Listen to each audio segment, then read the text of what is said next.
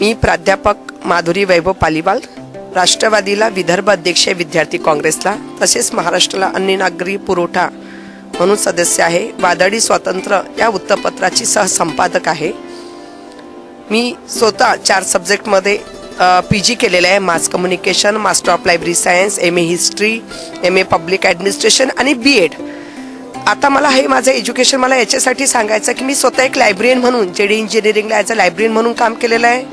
Engineering कॉलेजला as a PRO म्हणून काम केलेलं आहे. पण हजारो ठिकाणी मी लायब्ररीला जेव्हा भेट दिली तर मला अतिशय माझ्या आवडीचा विषय म्हणजे पुस्तक आणि मी आणि विद्यार्थी हा माझ्या जीवनाचा अतिशय आवडीचा प्रश्न आहे.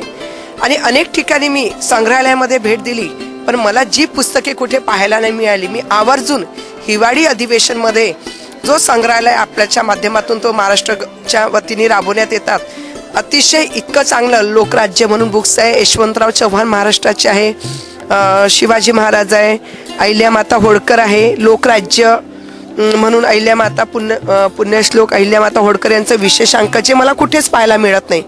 अतिशय चांगला असं उपक्रम यांनी कुठेतरी आपली विद्यार्थ्यांना असो, आमदार असो, आमच्यासारखे पदाधिकारी असो, ज्यांना कुठे संग्रह मिळत नाही, तो ह्या संग्रहाच्या माध्यमातून कुठेतरी आपल्याला याचा फायदा नक्कीच मला होतो. आणि अतिशय दुर्मिळ आणि इतके चांगले ग्रंथ इथे राबवितात.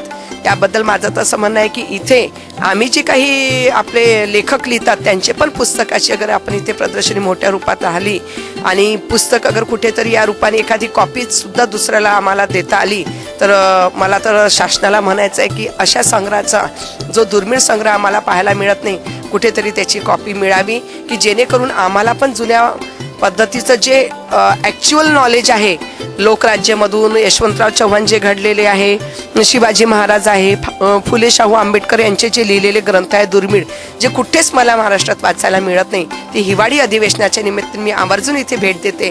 आणि खूप खूप धन्यवाद. इतकं चांगलं बुकचं संग्रहालय साठवल्याबद्दल. मोठ्या प्रमाणात कसं राबवता येईल अशी मी अपेक्षा महाराष्ट्र शासनाला नक्कीच करेल आणि याचा फायदा आमच्यासारख्या व्यक्तींना नक्कीच होईल.